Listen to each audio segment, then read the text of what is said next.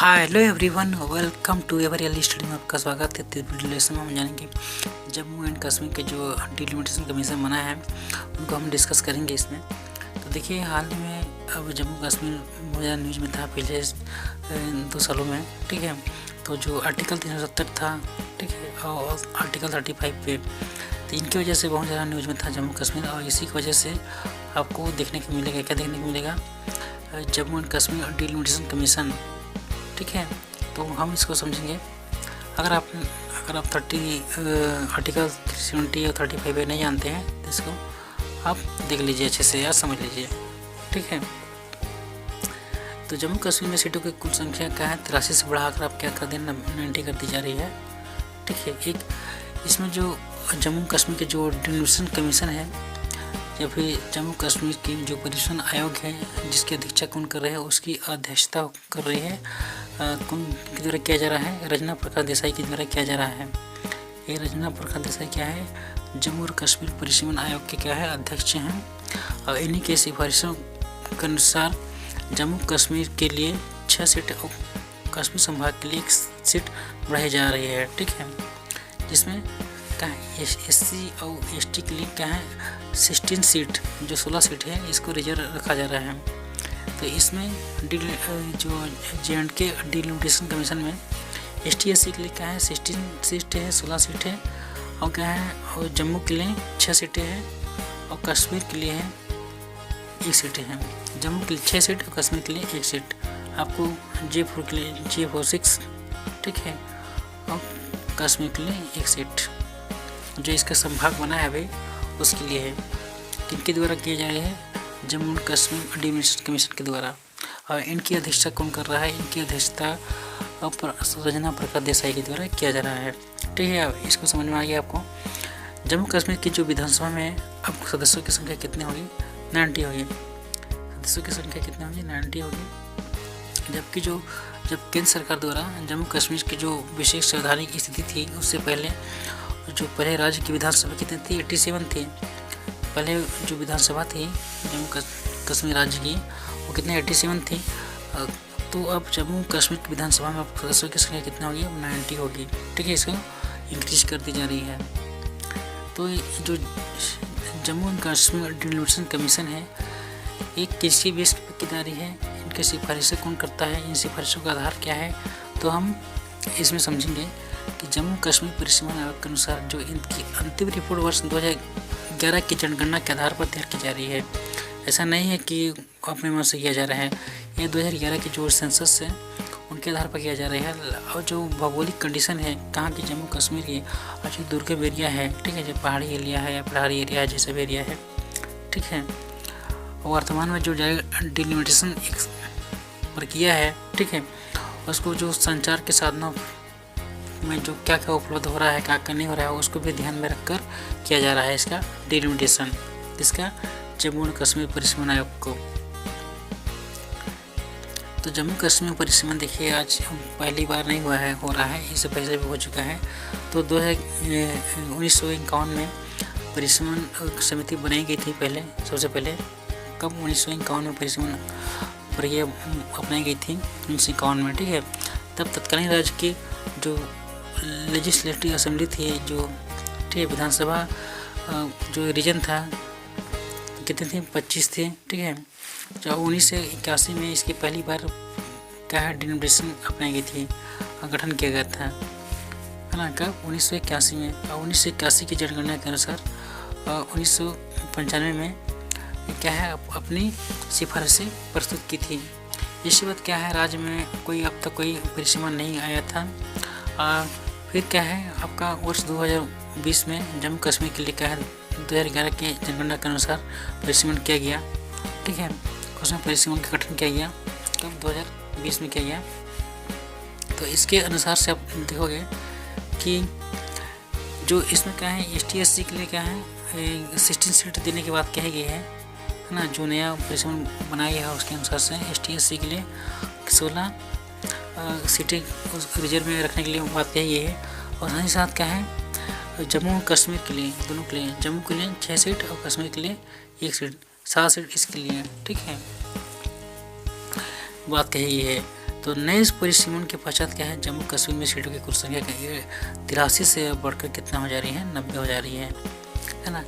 ये सीटें क्या है, पीओके जो है पाक ऑक्युपाइड कश्मीर के लिए क्या है 24 सीटें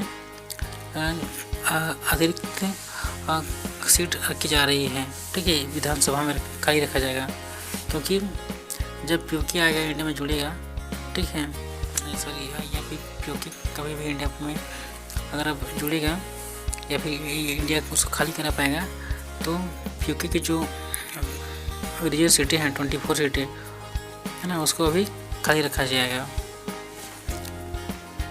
तो ये रहा आपका जम्मू कश्मीर का रीजन है। आपको दिखेगा यहाँ पर लद्दाख है ना, यहाँ से ये आपका JNK, पहले सभी को आप JNK हम बुलाते थे,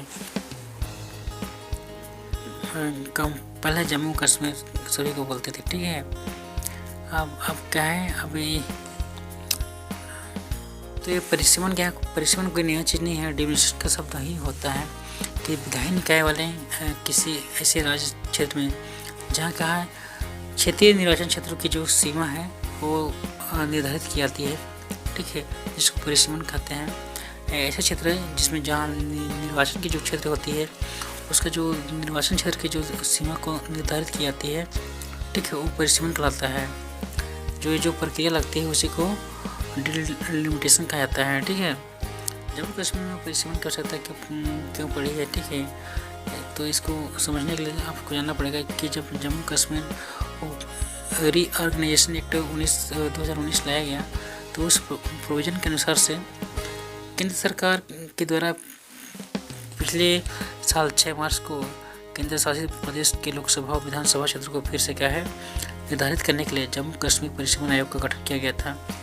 कब 2020 में किया गया था। तो उसमें क्या है, इस अधिनियम के तहत क्या है, जम्मू कश्मीर है ना, जम्मू कश्मीर और लद्दाख क्या है बन गया। जम्मू कश्मीर और क्या है लद्दाख एक नया इंडियन टेरिटरी बन गया और जम्मू कश्मीर भी एक नया इंडियन टेरिटरी बन गया। ठीक है, एक केंद्र शासित प्रदेश में इसको डिवाइड कर दिया गया। तो परिसीमन प्रक्रिया का निष्पादन देख लीजिए। परिसीमन प्रक्रिया को क्या है उच्च अधिकार प्राप्त आयोग द्वारा संपन्न की जाती है। इस आयोग को औपचारिक रूप से परिसीमन आयोग या डिलिमिटेशन कमीशन या सीमा आयोग कहा जाता है। परिसीमन आयोग के आदेशों को कानून की समान शक्तियाँ प्राप्त होती है।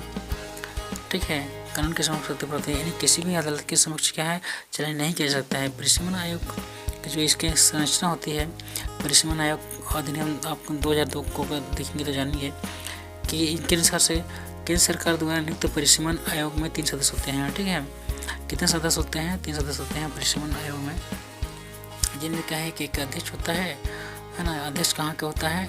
और जो सुप्रीम कोर्ट के जो रिटायरमेंट का क्या है जज होते हैं वो होते हैं। ठीक है, स्वयं न्यायाधीश होते हैं तथा पदेन सदस्य के रूप में मुख्य निर्वाचन आयुक्त। ठीक है, तथा इनके द्वारा नामित निर्वाचन आयुक्त एवं राज्य निर्वाचन आयुक्त होते हैं। तो इसमें 3 सदस्य होते हैं। कौन कौन से होते हैं पहले आपको देख लीजिए। और सुप्रीम कोर्ट के जो रिटायर्ड जज होते हैं वो होते हैं। पदेन सदस्य के रूप में होते हैं आपका जो इलेक्शन कमीशन के जो इलेक्शन कमिश्नर होते हैं, ठीक वो होते हैं। इलेक्शन कमिश्नर होते हैं। तीसरा कौन होते हैं? जो स्टेट है, स्टेट इलेक्शन कमिश्नर वो होते हैं। तो पहले आपको ये समझ में आया होगा कि परिसीमन आयोग में कितने सदस्य होते हैं। तो मेन 2-3 होते हैं। पहले क्या है, ये सुप्रीम कोर्ट के जो रिटायर्ड जज होते हैं वो होते हैं। दूसरे आपका होते हैं इलेक्शन कमिश्नर। ठीक है, तीसरे कौन होते हैं? आपका स्टेट इलेक्शन कमिश्नर। ठीक है, 3 होते हैं। तो इसका संवैधानिक प्रोविज़न आपको देखने को मिलेगा। संवैधानिक प्रोविज़न में क्या है, जो इसके संविधान के जो अनुच्छेद है 82, इसके अंतर्गत क्या है, प्रत्येक जनगणना के पश्चात भारत की संसद द्वारा एक क्या है परिसीमन अधिनियम कानून बनाया जाता है। ठीक है, ऐसा नहीं है कि पहले से ही इसको कोई भी मतलब पॉलिटिकल पार्टी इसको बनाता होगा, ऐसा नहीं है। ये संविधान के अनुच्छेद 82 में है, जिसके अंतर्गत क्या है, जो भी सेंसस होता है हर 10 साल के बाद, तो जब भी सेंसस होने के बाद क्या है, भारत की जो संसद के द्वारा एक क्या है डिलिमिटेशन कमीशन बनाया जाता है। ठीक है, नामकरण बनाया जाता है ना। एक किस्म बोला गया है संविधान के अनुच्छेद 82 में बोला गया है, ठीक है।